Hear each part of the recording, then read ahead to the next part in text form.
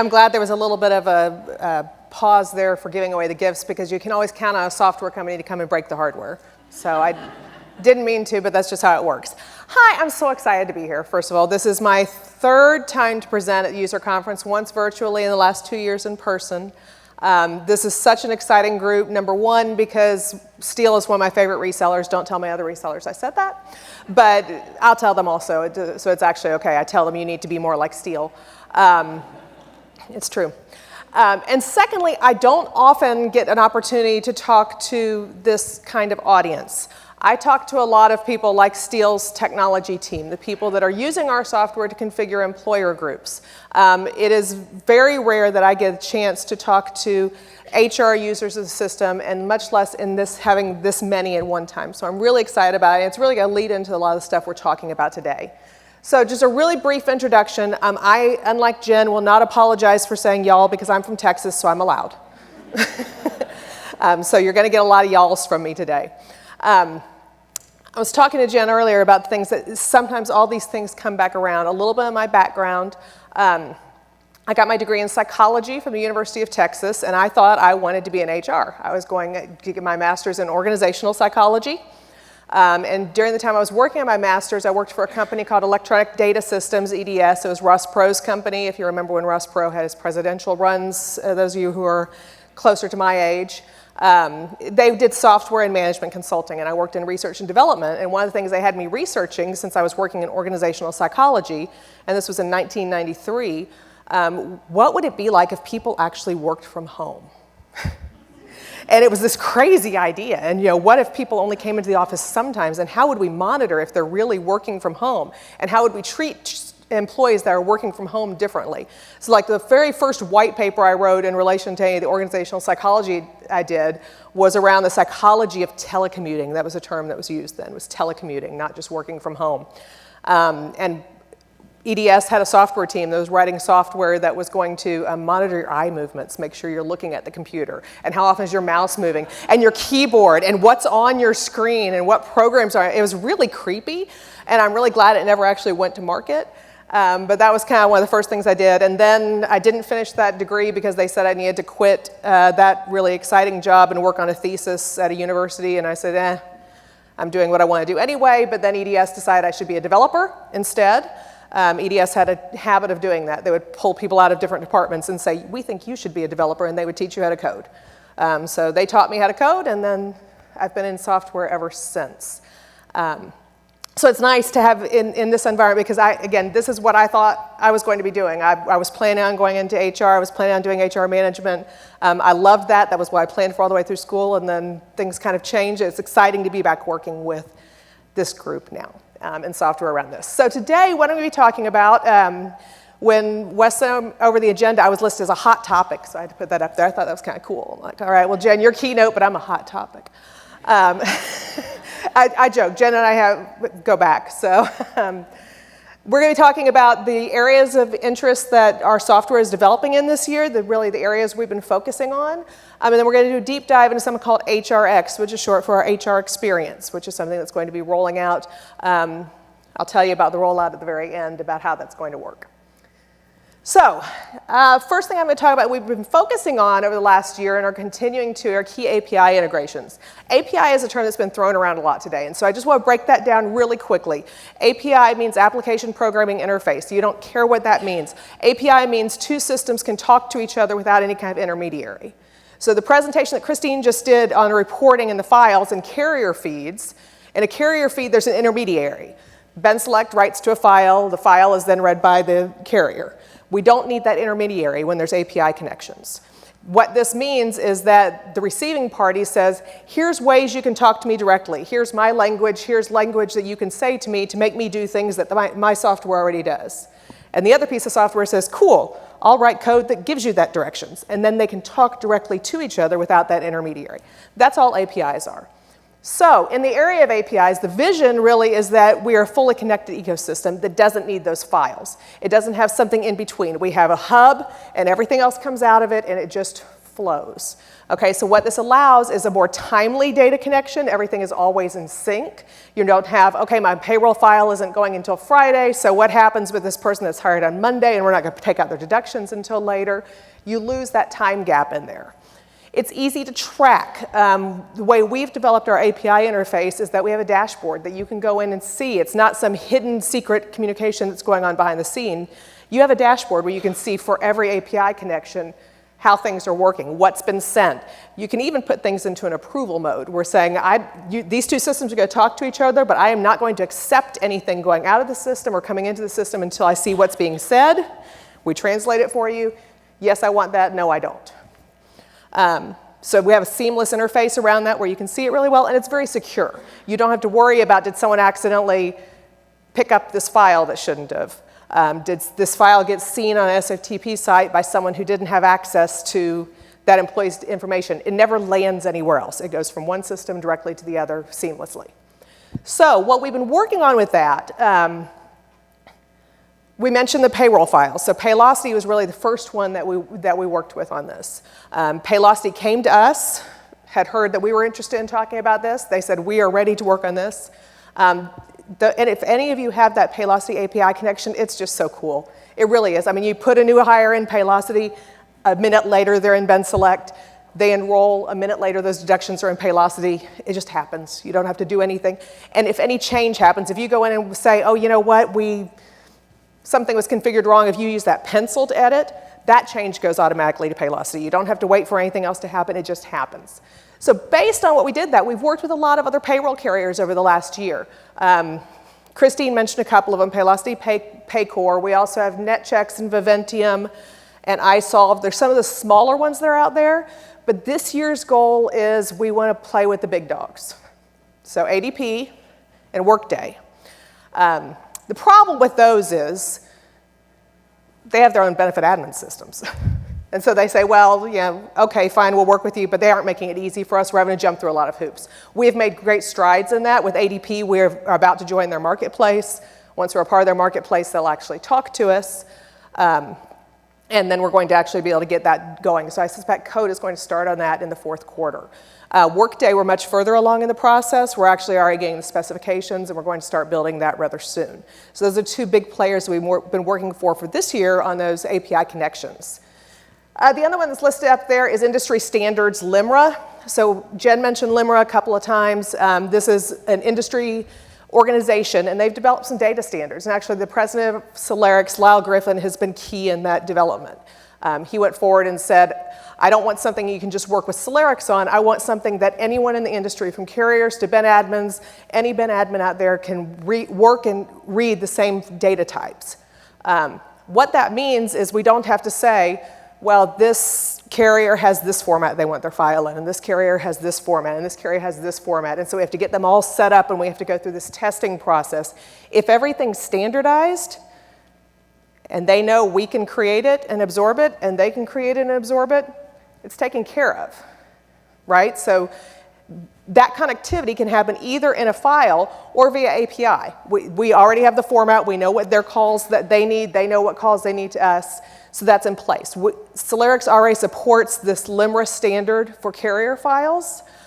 We could send it to any carrier. The problem is the carriers are a little slower, usually have legacy systems that they have to absorb that with. So we're waiting on some of the carriers, but we do have a few carriers that are already up and running. And I'm going to quote Christine, talk to your CSM to see if you're using any of the carriers that can use the LIMRA standards. Because that's really great. Just like with the payroll, information gets to the carrier immediately. If your employee enrolls and then they have an accident the next day, the carrier's already going to know about it. You won't have to wait for that to have gotten sent to them on a weekly file.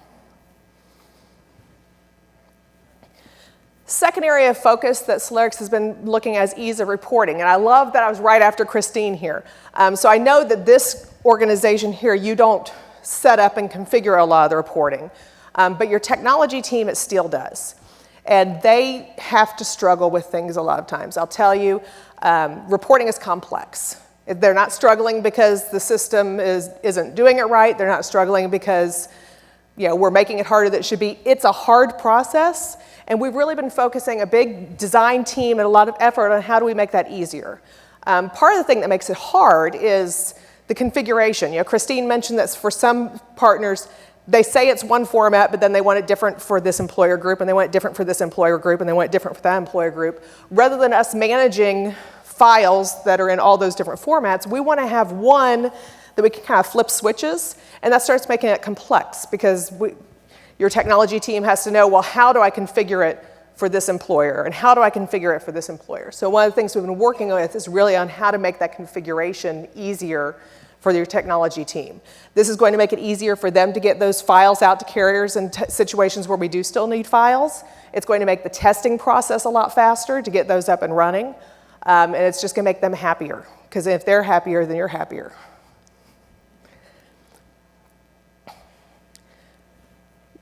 So one of the things around that is something called just-in-time parameter setup. Lots of times when you run these reports, they're expecting some configuration to be there, and if you run it without that configuration right now, it errors, and then they have to wait for the error, and then to come back and say, okay, what did it error on? I'll go fix that.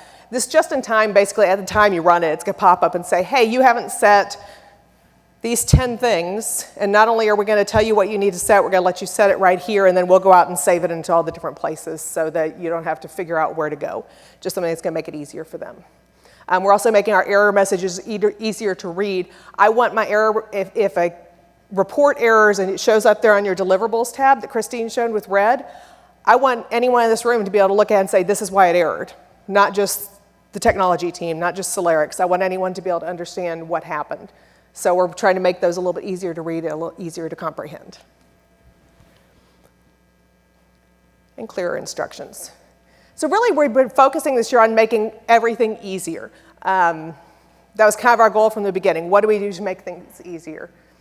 And that focused on the areas we talked about already. Additionally, we made a lot of direction in group setup, which I'm not going to bore you all with the details, but basically there are things that your technology team was having to jump through a few hoops to do that we made them not have to jump through hoops. They can just step in, then it's taken care of. We've already made a lot of small changes. They know about it. We had a meeting a few weeks ago. They were applauding. Yay, it was great. I was so excited. But it doesn't matter to you. Just know it's going to make their setup of your groups easier.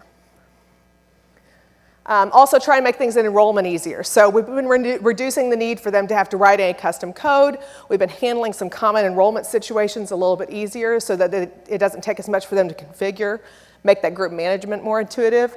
And this has been ongoing. So every month of this year, we've rolled out one or two of these small changes, and we're going to continue doing that. But the big thing that we've been focusing on, the big thing I'm going to dive into today that I'm excited about, is making administration easier. And it led to something called HR Experience, or HRX. Let me back up a little bit and tell you how HRX came to be.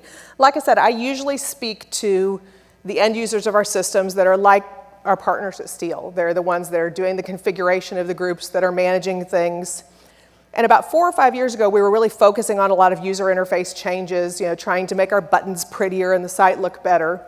And one of our resellers was telling a school district that actually was just down the road from us that these things were coming. And Julie was the HR manager over there. And Julie's sharp. Julie is really, really sharp. And Julie said to them, can I talk to Selerix about the changes they're making? And they said, well, sure, they're right down the road from you.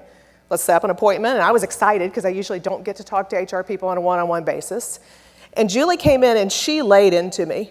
And I thought it was going to be, she just didn't know how to do things, and I could teach her. I was going to be, oh, let me just teach you how to do things. She's like, no, I understand exactly how to do it. This is just too hard. I went, oh, tell me more. And Julie told me more for the next 6 hours. I filled up an entire legal pad. We went to lunch. Julie told me, it takes me 7 clicks to get to this, and it takes me this.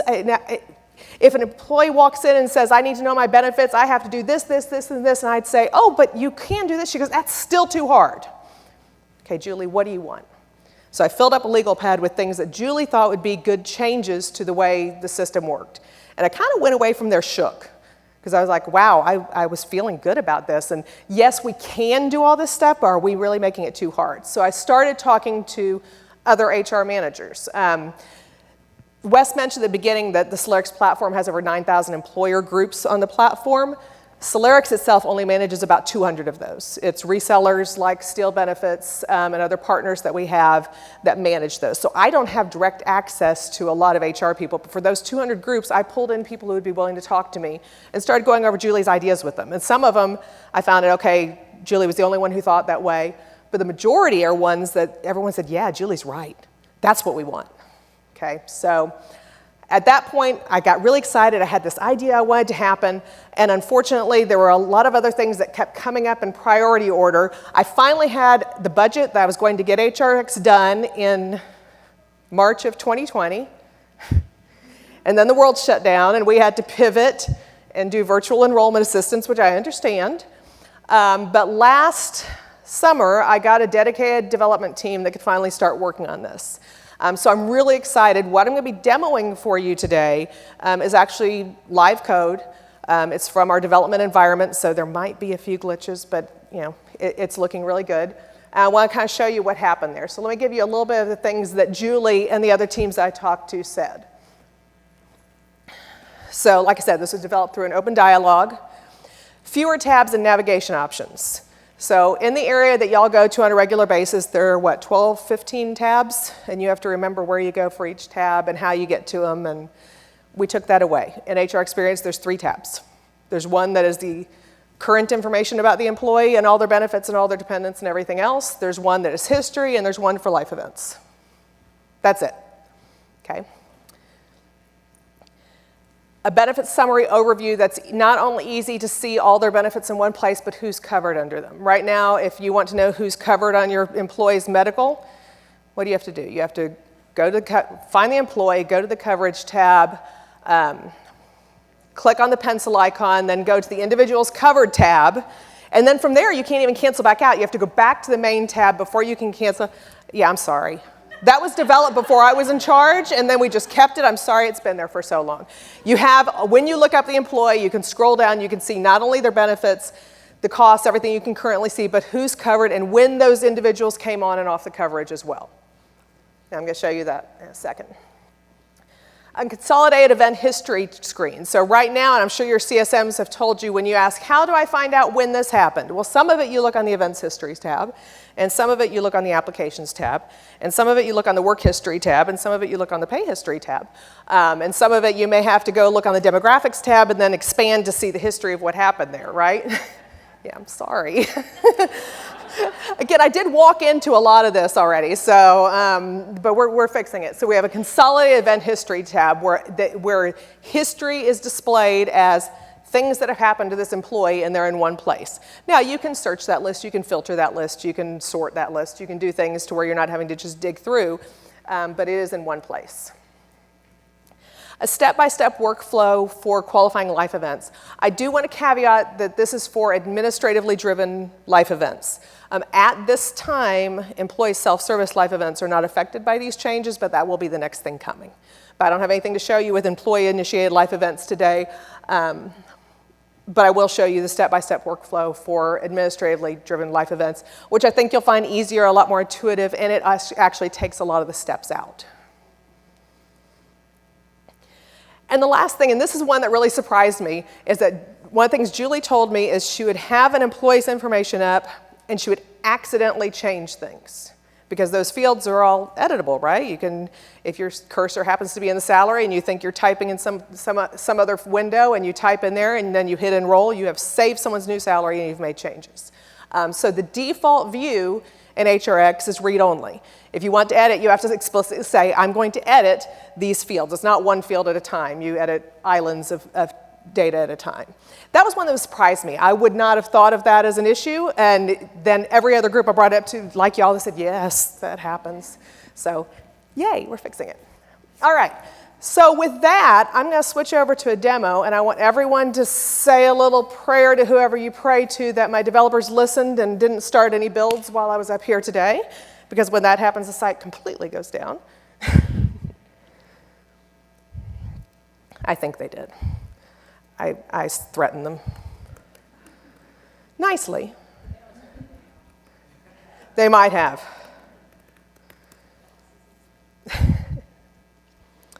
All right.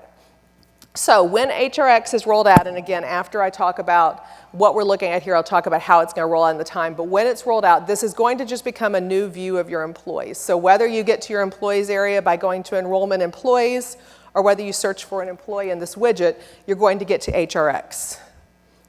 And I'm just going to start from going to it from this way. All right, so when you go to search, you land on the recent tab, and this is going to give you a list of recently searched employees.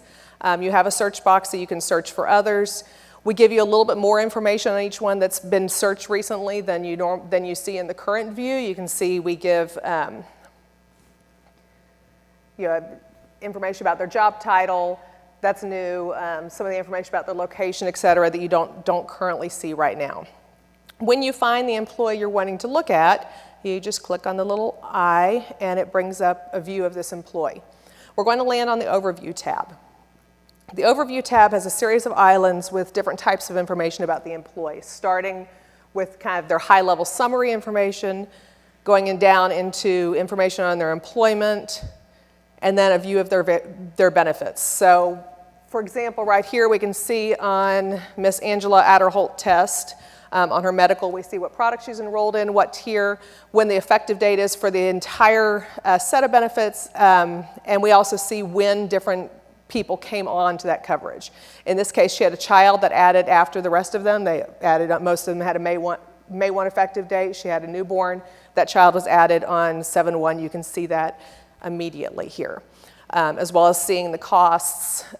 If there is any coverage level custom data that your technology team and CSM has set up for you that are related to the benefits, you would see those in this area also.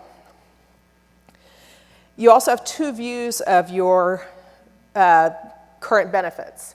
You can look at a summary or history for either all plan years for groups that have been on the system for a while and you have history on there, or for any individual plan year.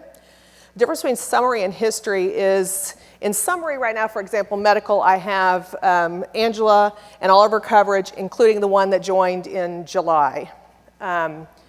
History is going to break it down to what it looked like at each step. So before, on 5/1, I had were the only people covered, and then on 7/1, all of these people were covered. So depending on what view you like, you can see it in either view.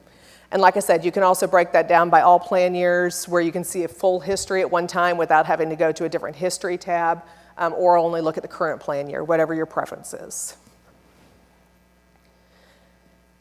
If any of you use the auto-enroll functionality, that's where it lives. We aren't losing that. And let me keep scrolling down, and then I'll talk about a few more other things. After we get past all the benefits, and you'll see, let's see, I think I have one with beneficiaries on here. No, I don't. But if it's coverage that has beneficiary data, that would show up in the same island. You would see it in the same place on the same view.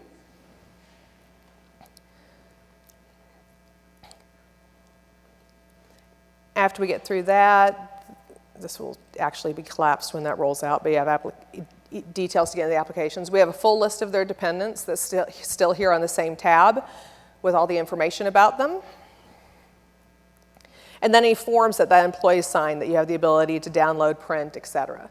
This could include their confirmation form. It can include any carrier-related forms that were created, any evidence of insurability, et cetera. Just like you have on the Forms tab right now, it would be down here.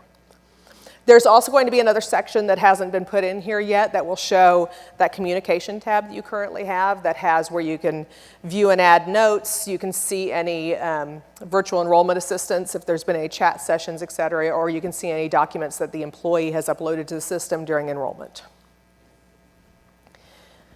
So as I said, all of this is read-only to get into. When you want to make a change, you just click on the pencil icon for that area, and it will load an editable view of that island's worth of information.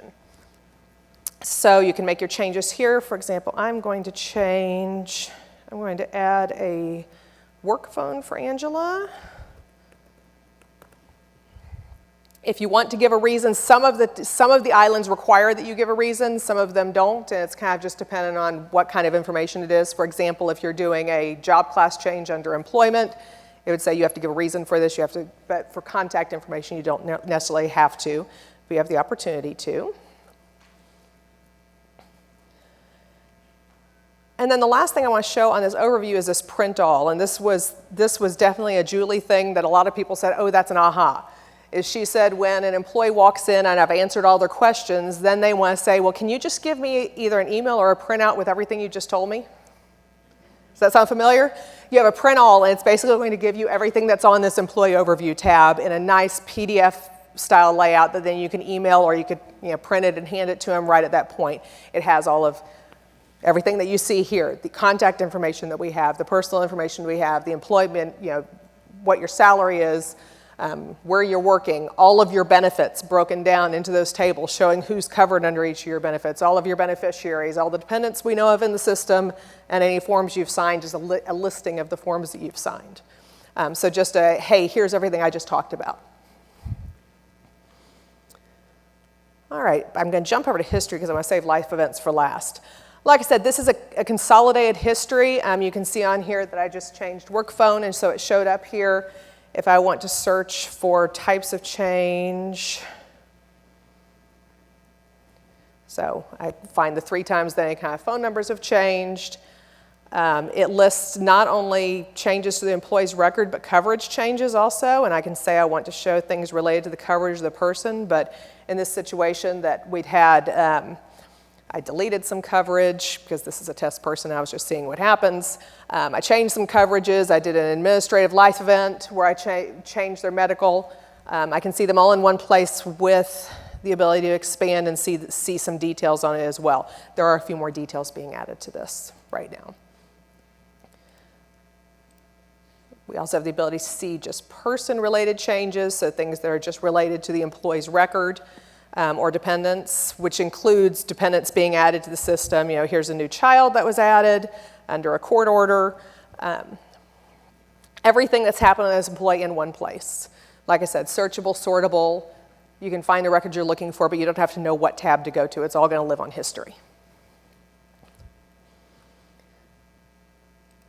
And now I want to talk about life events. So there is really no reason for you as an administrative user of the system to have to actually go into the enrollment 90% of the time with the new version of life events.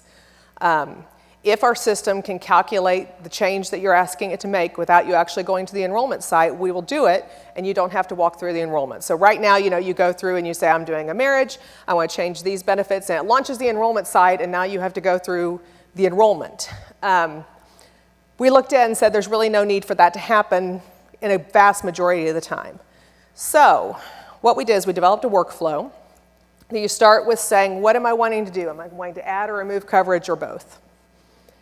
In this case, actually, let me switch to a different employee that doesn't have kids yet.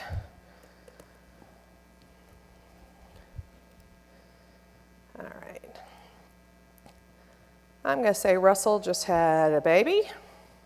I'm going to be modifying coverage for the employee, the dependent, or both. Each of these questions is going to be leading up to what I can do next, by the way. So based on what I say here is going to determine what types of steps can be taken next. Now, I can always go back to a previous step if I realized I was wrong. But in this case, it was the birth of a child. I'm only changing coverage for dependents. The employee is going to stay on the coverage. I'm not doing anything there. I'm just going to change for a dependent. Then based on those, I said I want to add coverage based on a dependent. It says, well, here's the life events that make sense for that. We narrow down the list of life events to things that actually make sense in that situation that you just said. So in this situation, the one I'm going to choose is I have a new child, birth, adoption, or regain custody. Then it asks me to add that dependent information.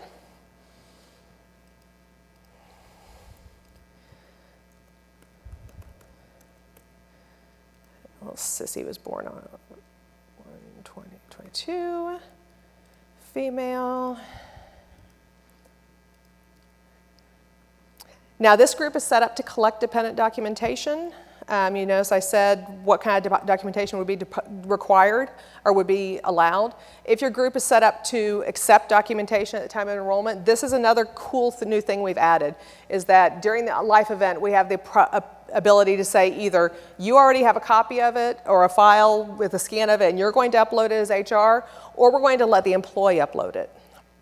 If we say upload by employee, it will send an email to that employee saying, I need you to upload documentation. This is the type of documentation I said you'd provide. It's for this life event that's happened. It needs to be uploaded by this date so that your coverage goes into effect. You have the ability to edit that email as well.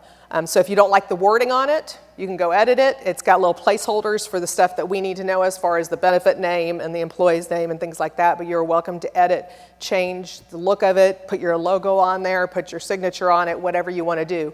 But the system will email the employee at the address that we have on record and say, we need you to upload this documentation, and this is how you do it, and this is when it needs to be done.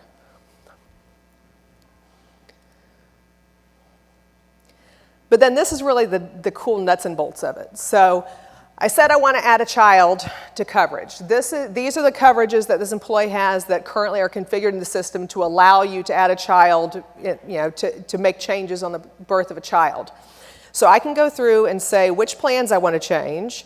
And let's say in this case I'm going to change, and again, test case, basic term life normally wouldn't be up there. This is something my team has been working with, but going to say we're going to add them to the medical and dental. We can see that currently they have employee only. It's currently costing them $18.74. I'm going to want to change that to employee plus family, and if I say I'm going to accept that, it's going to calculate, it's going to show me the difference in what that employee's deductions are going to be when I make that change. I go ahead and change all the ones that I want to. This group is set up with only and employee plus family, so that's why you're seeing just those options. It calculates, gives the change. At the bottom it says your employee cost per pay period is going to increase by $114.87. And at this point, all I have to do is say save. And it's done. I don't have to go through the enrollment. Now, I will say we are adding a step that will pop up the confirmation form for you to sign off on, just so that there's a new confirmation form you can give to the employee. But you will not have to go through the enrollment in the majority of situations. Now, I don't know if you noticed back on there that there is a column for accept, waive, in case you're dropping some coverage, and then review. So there are some types of plans that we can't enroll this way. We just need more information that has to be handled during an enrollment. We have to get questions answered, et cetera. If one of the plans like that is configured for your life event, you don't have the option to choose accept. You just have waive or review. If you say review, it's going to launch you into the enrollment site to go to that product, just like it does currently. But again, in the majority of situations, you won't have to do that. If you're doing a marriage, if you're doing a birth, a divorce, most situations you could just go in and say, I'm going to choose which product I'm talking about, I'm going to choose what change I want to make, I'm going to accept it, and I'm going to save. Is that good? Are y'all excited about that? Yay! Cool. I'm very excited about that. This is really, really, really, really complex. So part of the reason this has taken so long as a process is what we've done here with the software is we've basically taken a lot of code that only lived on the enrollment site, and we've pulled it out and made it be able to work without that enrollment site. It's really cool for our software architecture, so our software people are really geeking out and saying, ooh, this is awesome, this is the way we should be coding, this is the way everything should be. I know y'all don't care about that, but it is actually really good for the system in general. It's going to make the system much more expandable, much more extensible. We'll be able to do a lot more things with the system because we've done this project, because it's pulled a lot of that logic out of a place where it didn't have to live and do something. We can just do this on its own without being actually in the enrollment. So software geeks like myself, we get kind of excited about that. Some of the other cool stuff that you'll see here is we've got this little sidebar that has a few notes. The add a note's going to be coming off of that because, like I said, notes are going to be down in a separate section on the overview. But this is going to allow you to do things like create a new employee, enroll the employee you're looking at, run a report on the employee. Pending documentation is where you'll see the list of, and again, this group is set up to collect documentation if it's provided, but it's not required. So I don't have anyone on my list here. That's actually a bug they got to fix. But we will have the listing of employees that you've sent emails to saying, you need to get this, you need to provide us your documentation. You have the ability to edit emails for anyone going future. So this is just a little HTML editor that you can go in and change the language, change background colors, change the formatting, do whatever you want on what the email is going to look like. You also have the ability to send reminders to them when someone is in this list. There's going to be an icon out to the side, so if they've been on the list for 3 weeks and you haven't gotten anything, you click a button, it sends them a reminder email asking them again, you have to upload your documentation or your coverage won't go into effect. I think that's pretty cool. And like I said, let me get back to an employee record.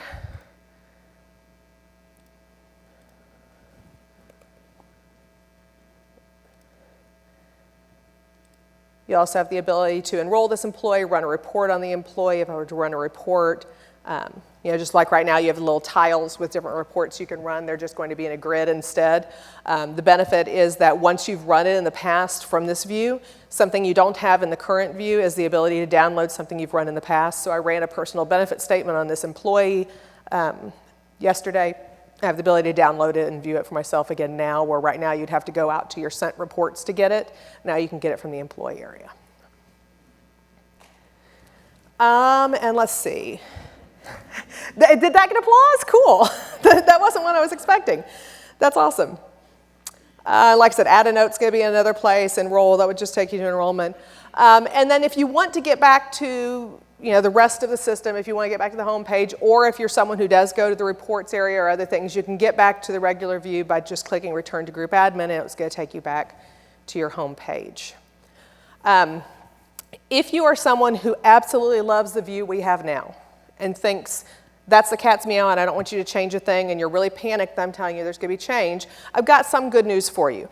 Number one, even if, and I'll talk kind of in a minute about how this is going to roll out, but if we get to a point where your group is using HRX and you want to look up an employee the old way, you still have the ability, it's just going to live under a different menu, but you'll still be able to get to it, okay? For whatever reason, you absolutely love it, you're old school and think that's exactly what I want, you got it. I have no problem with that, and I understand. You get committed to software, and if you really like it, I don't want to take it away from you. I just want to provide something that I think is better, and a lot of people we've worked with that I think is better for other users. All right, now the key is, how is this going to get launched? So in mid-September, here in like a couple of months, we're going to do a beta launch. What that's going to mean is it's going to be a user setting to enable it. If you're really, really excited about this, and if your CSM says it's okay, because I'm not going to say what your CSMs will say, but if your CSM says it's okay, mid-September you will have the opportunity to go into your user profile, which is where you go and change your password now, and there's going to be a button saying Enable HRX. If you have that enabled, you're going to get the view I just got. When you go to the employees, you're going to go into HRX. If you want to go see the old area, you'd have to go into the other menu, but in general, HRX becomes your default. If you try that out and after a couple of months say, okay, this isn't for me, you can go turn it off. So you have a user setting where you can say, I would prefer to use this, or I would prefer to not use this during that beta period. We're going to have a feedback mechanism set up at Selerix. I suspect that we're still working with our resellers, but I suspect if you want to do that, and the feedback will go through Steel first, and then it will come to us. We're going to use this period of time because we're rolling out in September. I mean, we're not stupid. No, we know people don't want a lot of new stuff during the fourth quarter, right? So we're not going to say everyone takes it, even though we feel like it's ready to go. But if you're really excited about it, you want to use it, you can start using it. We'll get take feedback, whether that's bugs that are found, whether that's, hey, you forgot to do this, we think it would be cool if it handled it this way. We're going to take all that feedback and we're going to work during the fourth quarter on applying that feedback to the product. In January, it's going to be a full launch, so we're waiting until after OE season. However, if you still are someone who says, I don't want it, you aren't going to have to. In addition to those user settings, we're going to be providing a case setting for employer groups to where if you have never said yes or no either way, so beta launch rolls out and you never say yes, I want to use it, you never say no, you want to use it. You've been where you are. In January, where it rolls out, there's going to be a case setting. So if an entire employer says, we always want this on no matter what, you turn it on, and if users haven't said what they want to do, then they get it turned on. Or if you turn it off and users haven't said, then they get it turned off. However, your user role always overrides that. So, going back to Julie's group, she's a school district called Allen ISD, biggest graduating class in Texas. They had a 1,600 person graduating class this last year. Allen ISD says, we want this on at the group level. Any HR admin who logs on who hasn't specifically said yes or no, they're going to get HRX. Julie, who said yes, she would get it even if they turned it off at the case level. Her coworker, Rebecca, who said, I don't know about it, she's not going to get it because she said no. So what I'm trying to say with this, and that's a complex way of saying, you get choice. If you're excited about this, you're going to have the opportunity to use it. If you're not excited about it, you're going to have the opportunity to turn it off. If you don't care either way, it's going to be left up to your CSM on what they turn on for your group.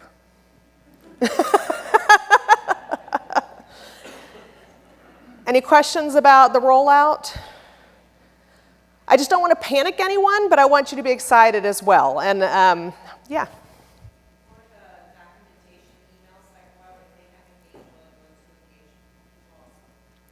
So we actually are using Engage's code behind to send the emails out, but it's not being sent through Engage. So you don't have to be an Engage group to use it. The emails will go to all employees that need documentation.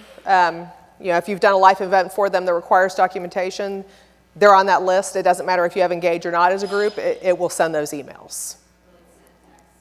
It does not in the first rollout, but that's a really good point. It's a question I get asked a lot, but not in the first rollout. But this will be something we're going to be continuing to approve just like anything else. Christine. With regards to the email that's sent to the employees, if they have, I think I talk loud enough without it, but okay. If they have both an employment email and a personal email, will the email get sent to both of those addresses, or is that something we select? I think it has, let me go back. I think it says on there how you want to send it. Let me get back into that area. Email. No, it doesn't have it. That may be something they just don't have done yet. Like I said, we are still in active development for a couple more months, so there's a few things that are still being added. There's just a few bugs still being worked out. I believe that we put an option in there saying send to work or personal or both. Okay. And then once an employee uploads the documentation, is there a way to have any kind of a notification to the HR person that there is documentation waiting for them to review? So at first, no, but that is something we're looking into design on how that will work.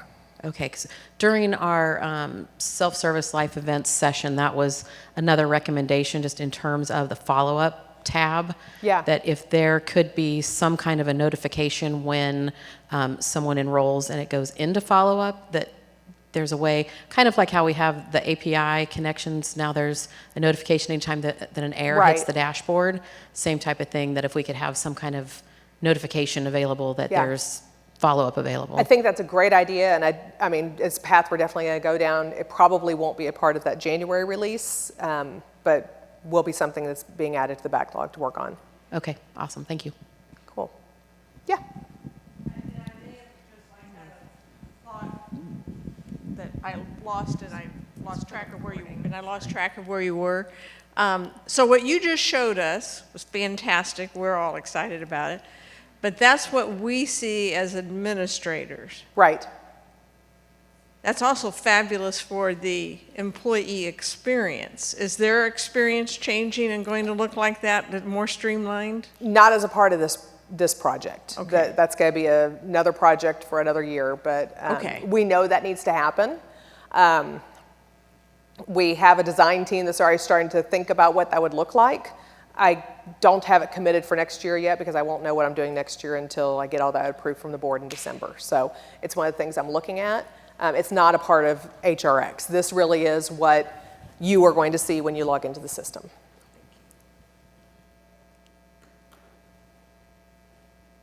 Any other questions?